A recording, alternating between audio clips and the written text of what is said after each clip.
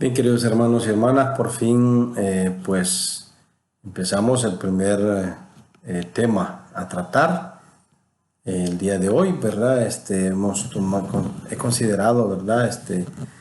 Eh, como criterio para empezar el primer tema o la primera pregunta que me hicieron y pues ahí, pero en el futuro puede ser las preguntas que más tengan, que más likes tengan. Bueno, empezamos a tratar este tema de la pregunta del hermano José Luis Rivera Vallejo, un misionero apóstol de la palabra que ha venido aquí a la parroquia en varias ocasiones, nos ha ayudado mucho. Me pregunta, padre, ¿qué opina usted sobre las personas que mueren en fornicación? ¿Cree que se salvan? Porque dice Jesús en su palabra que el que no come la carne de él no tiene vida. Juan 6:53. Muy bien, muy acertada la pregunta. En primer lugar vamos a ver qué dice el Catecismo de la Iglesia Católica en el numeral 2353 respecto a la fornicación. Está entre las ofensas de la castidad. Dice que la fornicación es la unión carnal entre un hombre y una mujer fuera del matrimonio. Escúchelo bien. Es gravemente contraria a la dignidad de las personas y de la sexualidad humana. Y ahí pues sigue tratando más el numeral del catecismo. Entonces es fornicación, eso es. Personas que viven en fornicación. La pregunta es, ¿se salvan o no se salvan? ¿Verdad? Por ahí podemos, incluso algunos, ser muy laxistas o podemos ser muy estrictos, muy rudos. Bueno, depende. Vamos a ver si se salvan o no se salvan. ¿Qué dice el catecismo también, verdad, sobre este particular? Recordemos, para eso vamos a recordar qué es el cielo, ¿verdad? ¿Cómo es qué significa salvarnos? Pues es ir al cielo. Pues vamos a ver qué dice también el catecismo, porque nos interesa, ¿verdad?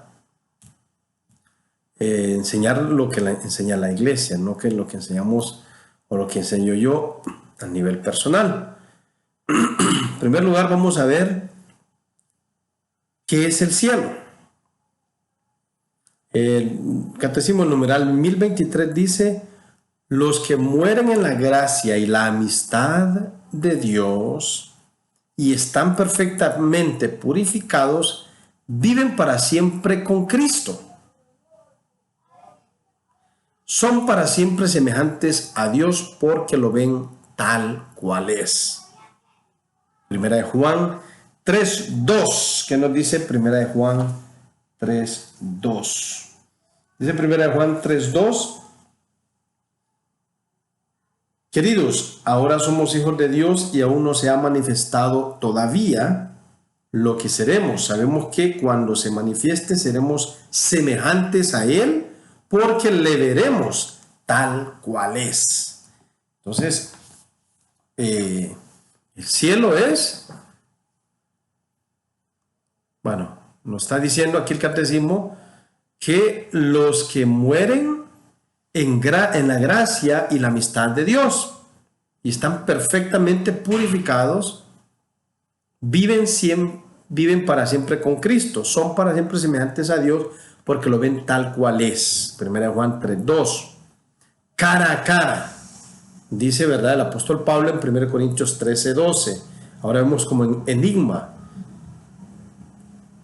Después conoceré cómo soy con los humanos. Vamos a leer, perdón, vamos a leerlo directamente en 1 Corintios 13:12, perdón. 1 Corintios 13:12. Nos dice el apóstol Pablo, el apóstol de los gentiles. Ahora vemos en un espejo, en enigma. Entonces veremos cara a cara. Ahora conozco de un modo parcial, pero entonces conoceré como soy conocido. Veremos a Dios cara a cara. Bien, ese es el cielo. Entonces dice el catecismo de la Iglesia Católica, dice que vivir en el cielo es estar con Cristo. Estar con Cristo. Según Juan 14:3, Filipenses 1:23, ¿qué nos dice al respecto? Filipenses 1:23. Dice la carta del apóstol San Pablo a los filipenses en 1:23. Vamos a ver. Bueno, es Filipenses 1:23. Dice Filipenses 1:23. Dice que me siento apremiado por ambos extremos. Por un lado, mi deseo es partir y estar con Cristo. Estar con Cristo, lo cual ciertamente es con mucho lo mejor.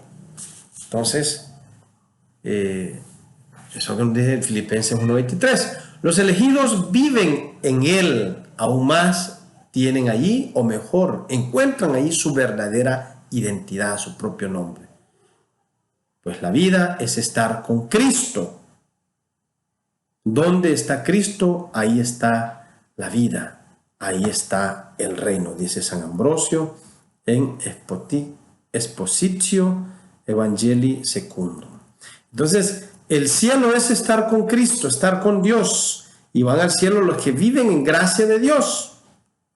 Los que viven en la amistad con Dios y están perfectamente purificados.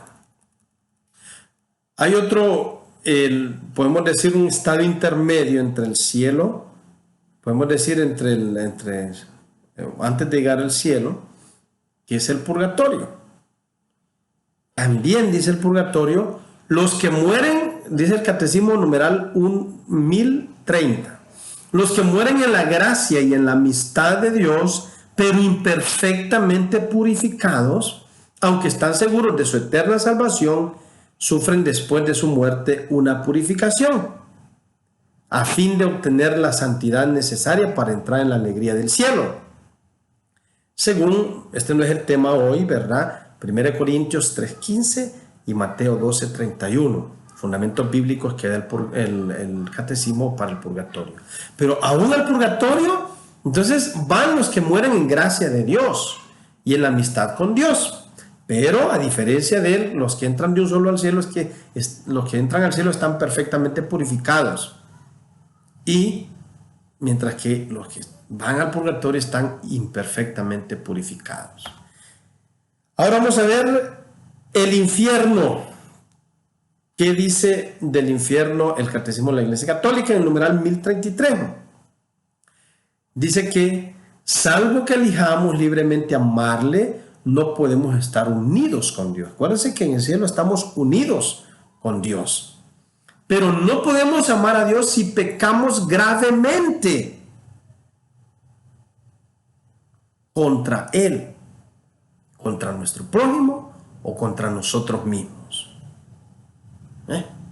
Entonces, no podemos estar con Dios si pecamos gravemente contra Él, contra nuestro prójimo y contra nosotros mismos.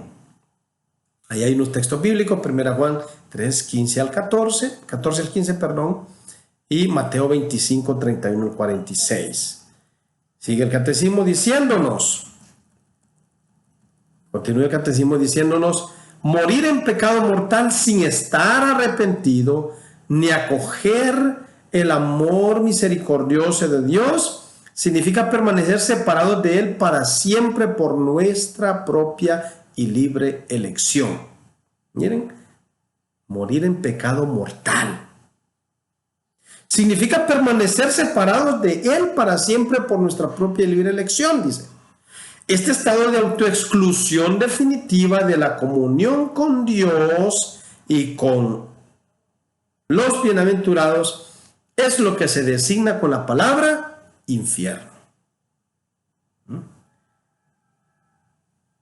Bien, entonces ya vimos quiénes son los que van al cielo y al purgatorio, los que mueren en gracia de Dios y en la amistad con Dios. ¿Quiénes van al infierno? Los que mueren en pecado grave, en pecado mortal. Entonces, perdón. Bien, ahora, ¿qué dice el catecismo y cuál es el juicio moral que da la Iglesia, fundamental en la palabra de Dios, sobre los que viven en fornicación? Ya dijimos qué es fornicación, repito. Entonces, ¿qué es la fornicación? Fornicación dice que es la unión carnal entre un hombre y una mujer fuera del matrimonio. O sea, los que no están casados viven en fornicación, según el catecismo de la Iglesia Católica. El catecismo también le llama unión libre a este estado. En el numeral 2390 nos dice el catecismo de la Iglesia Católica: hay unión libre cuando el hombre y la mujer se niegan a dar forma jurídica y pública a una unión que implica la intimidad sexual. La expresión en sí misma es engañosa. ¿Qué puede significar una unión en la que las personas no se comprometen entre sí y testimonian en ello una falta de confianza en el otro, en sí mismo o en el porvenir? Todo eso implica la unión libre, que las personas no se comprometen entre sí. También dan a conocer que desconfían el uno del otro, porque si no tienen un vínculo estable, o si no se casan, porque el matrimonio es para toda la vida, porque Jesús dijo: lo que Dios ha unido, que no lo separe el hombre. Entonces el que no se casa está demostrando que desconfía del otro. Si deja como la puerta abierta a unirse con otra persona. Si este me falla, si esta me falla, me voy a unir con otra persona. Entonces reflejan una desconfianza o falta de desconfianza del uno al otro. Desconfía en sí mismo también.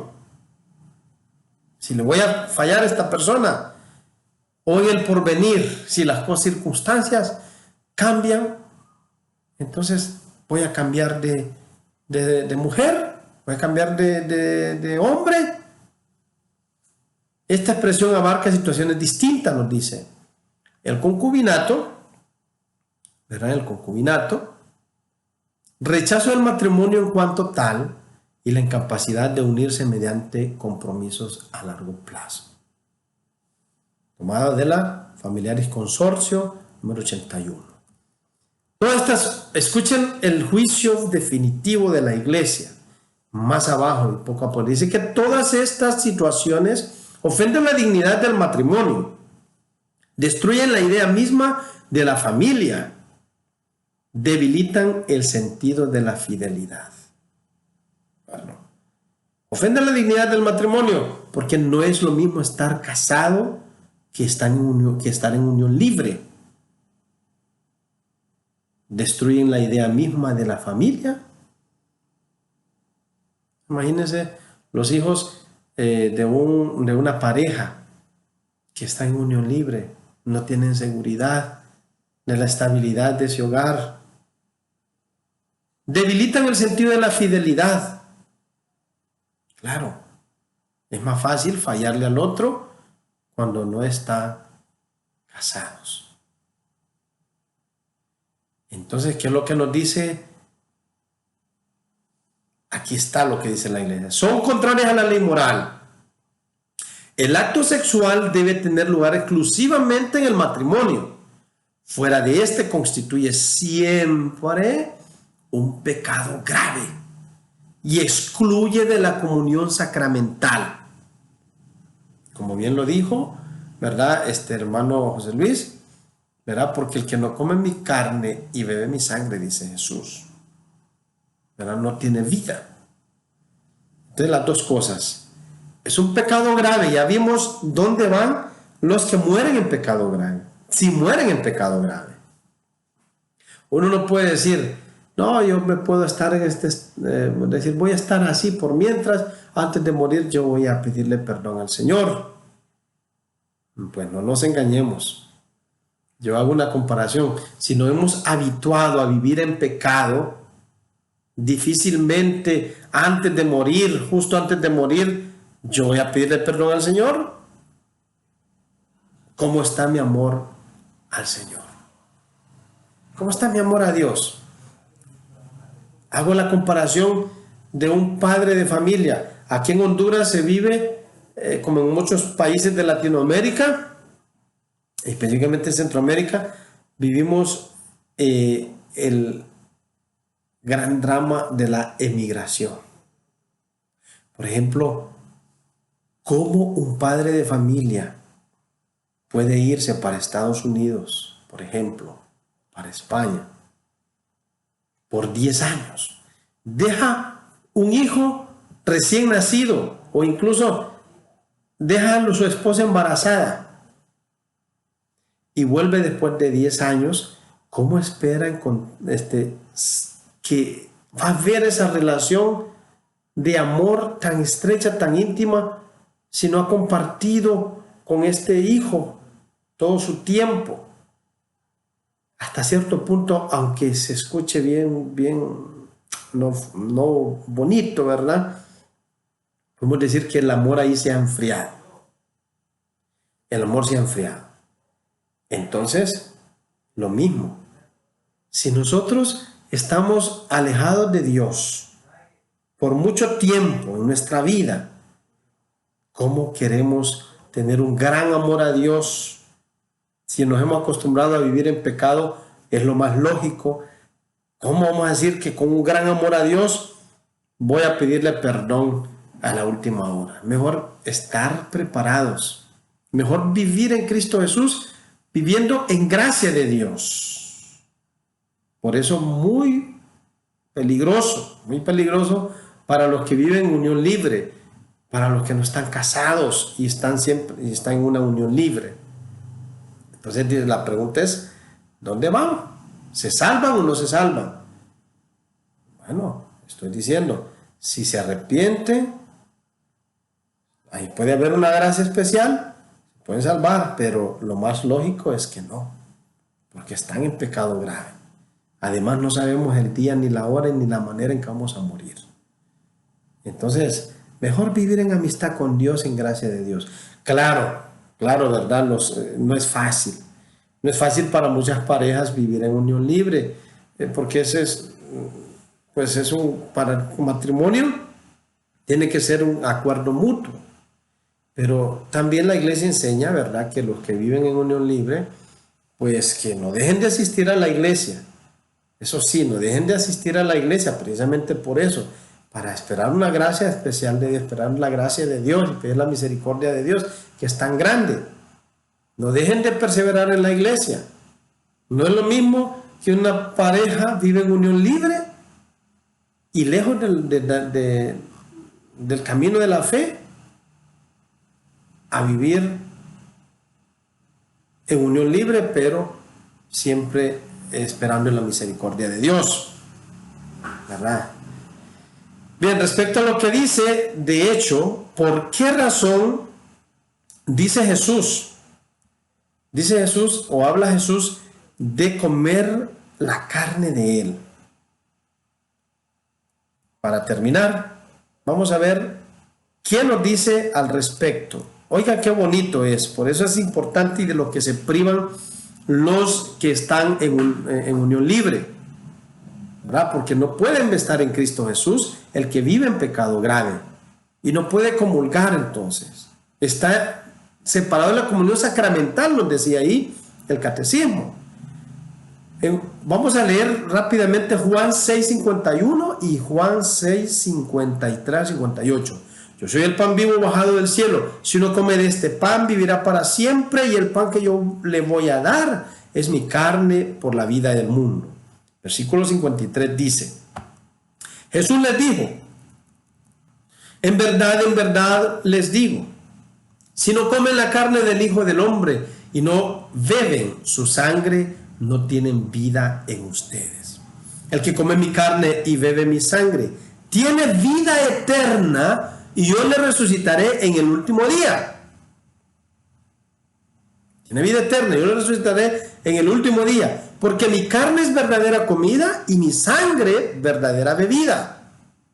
El que come mi carne y bebe mi sangre permanece en mí y yo en él. Miren, desde esta vida permanece en mí y yo en él. ¿Qué es el cielo? Es estar en Cristo Jesús, estar unido a Cristo Jesús.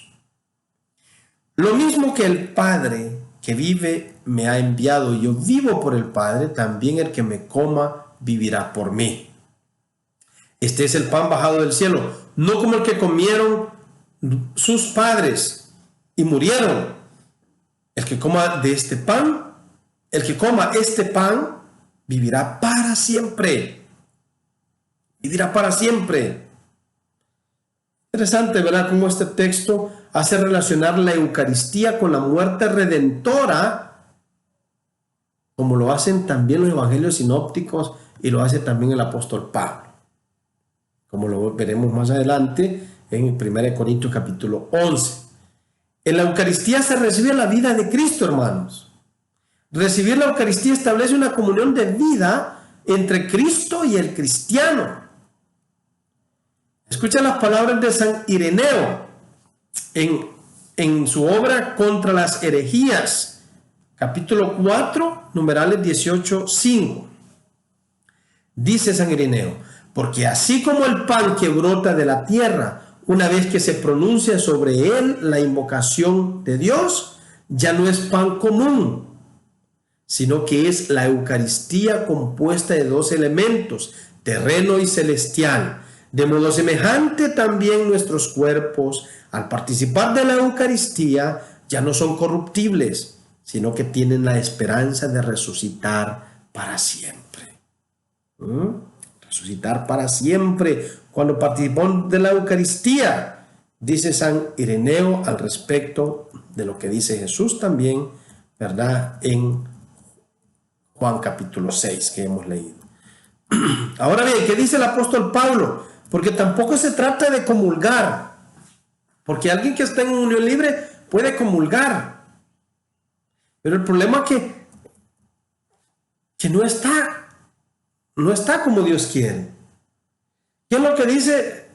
¿Por qué decimos nosotros? Vamos a ver por qué decimos que el que está en unión libre está en pecado. ¿Por qué decimos nosotros que el que está en unión libre está en pecado? Pues precisamente por lo que dice el apóstol Pablo en 1 Corintios 7:39. Dice el apóstol Pablo: la mujer está ligada mientras el marido vive, pero si el marido muere, está en libertad de casarse con quien desee, solo que sea en el Señor.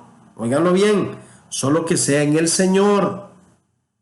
No es por las leyes terrenas, porque por ahí escuchaba algunos que decían que estar casado por lo civil no es pecado. Sí es pecado, porque el Señor elevó la dignidad del matrimonio, lo elevó a la dignidad de sacramento, porque Él dijo: el hombre dejará a su familia y se unirá a su mujer, y los dos serán una sola carne.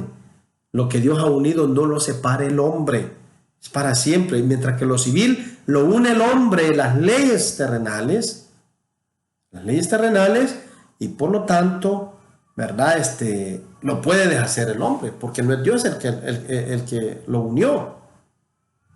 Y al respecto, de hecho, nosotros en Honduras, porque así es la ley, exigimos que sean casados por lo civil, primero porque la ley lo establece. El matrimonio eclesiástico no tiene efectos legales, y también es prohibido en nuestro país, prohibido que nosotros casemos una pareja, los sacerdotes, celebremos un matrimonio de una pareja, ¿verdad? Sin haberse casado por lo civil. Claro, ahí sí tenemos que respetar las leyes, porque también nos dice la palabra de Dios que hay que respetar las leyes. Pero hay países en donde el matrimonio eclesiástico tiene efectos legales también. Tiene efectos legales. Entonces, tiene que ser el matrimonio, o sea, la unión de una pareja tiene que ser en el Señor, dice el apóstol Pablo. Entonces, el matrimonio civil, estar en matrimonio civil es pecado. Hay por algunas congregaciones por ahí, muchos tienen la opinión de que el matrimonio civil no es, estar en matrimonio civil no está en pecado. Sí está en pecado. Bien, entonces, una pareja, un hermano puede estar en concubinato, en unión libre y comulgar, sí, pero el problema es que no lo está haciendo bien, porque no está en gracia de Dios. Porque dice el apóstol Pablo en 1 Corintios 11, 26 al 32. Dice, pues cada vez que comen este pan y beben esta copa, anuncian la muerte del Señor hasta que Él venga. Decíamos, ¿verdad?, la relación estrecha que hay entre el sacrificio de Cristo en la cruz y su resurrección y el sacramento de la Eucaristía. Y sigue diciendo el apóstol Pablo, versículo 27 en adelante. Por tanto, quien coma el pan y beba la copa del Señor indignamente, será reo del cuerpo y de la sangre del Señor. Indignamente significa comulgar en pecado grave, en pecado mortal. Y dice el apóstol Pablo, examínese pues cada cual y coma así el pan y beba de la copa. Pues quien come y bebe sin discernir el cuerpo, come y bebe su propio castigo. Es decir, sin discernir el cuerpo es que lo coma como que si fuera cualquier galletita, cualquier pan de trigo. Porque no lo es. Es el cuerpo y la sangre de Cristo. Es el Señor Jesucristo en el sacramento de la Eucaristía. Y dice, entonces, pues quien come y bebe sin discernir el cuerpo, come y bebe su propio castigo. Por eso hay entre ustedes muchos enfermos y muchos débiles y mueren no pocos. Si nos juzgáramos a nosotros mismos, no seríamos castigados. Mas al ser castigados somos corregidos por el Señor para que no seamos condenados con el mundo. Nos juzgamos nuestra conciencia, si estamos bien con Dios o no estamos bien con Dios. Entonces, si estamos bien, si estamos en gracia de Dios, perfecto nadie es. Si está en pecado venial, tiene pecados veniales y puede comulgar uno. De hecho, en la Eucaristía el Señor nos perdona los pecados veniales. Nos confesamos los pecados veniales para profundizar en la amistad con Cristo, dice el catecismo también. ¿Qué dice San Agustín al respecto, hermanos? Escuchemos las palabras del gran doctor de la Iglesia, el más grande doctor de la Iglesia en Occidente, y yo digo, en mi opinión, el más gran doctor, más grandes padres de la Iglesia, de toda la Iglesia, en la época de los padres de la Iglesia. Dice San Agustín, comer aquel manjar y beber aquella bebida es lo mismo que permanecer en Cristo y tener a Jesucristo, que permanece en sí mismo. O sea, acuérdense, la vida eterna es estar unido a Cristo, estar unido a Dios eternamente. Y eso se da en la Eucaristía. Y por eso, dice San Agustín, quien no permanece en Cristo y en quien Cristo no permanece, el que come mi carne y mi sangre permanece en mí y yo en él. Es como yo estoy unido al Padre, el Padre dice.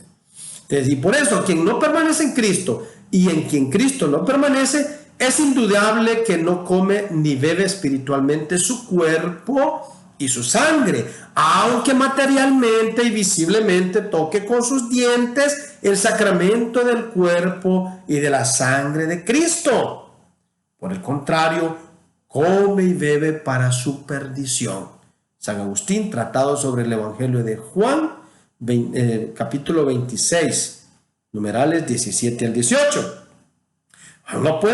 La persona puede comer visiblemente, triturar con sus dientes el cuerpo de Cristo, beber su sangre, pero lo come para su perdición, porque está en pecado. Entonces, esto es para todos aquellos hermanos y hermanas que están descuidándose y no buscan el sacramento del matrimonio. Están en pecado grave, hermanos. Hay que buscar. Hay distintas razones por las que cada persona no se casa, no busca el matrimonio. Hay distintas razones. Y no vamos a buscar a ninguna pareja, a ningún hermano, a ninguna hermana. Ciertamente, pero la enseñanza del Señor por medio de la iglesia es clara. Claro, por medio de la palabra de Dios, porque la iglesia es fielmente a la palabra de Dios, fiel a la palabra de Dios 100%. Entonces la enseñanza están en pecado grave y no son gratos a Dios los que están en unión libre. Así que deseo para todos, ¿verdad?, que vivamos en gracia de Dios, en la amistad con Dios, para que el Señor nos vaya purificando y todos estemos en la gloria del cielo. Ánimo pues, que el Señor les bendiga a todos, que nuestra Madre Santísima los proteja con su amorosa y maternal intercesión. Amén.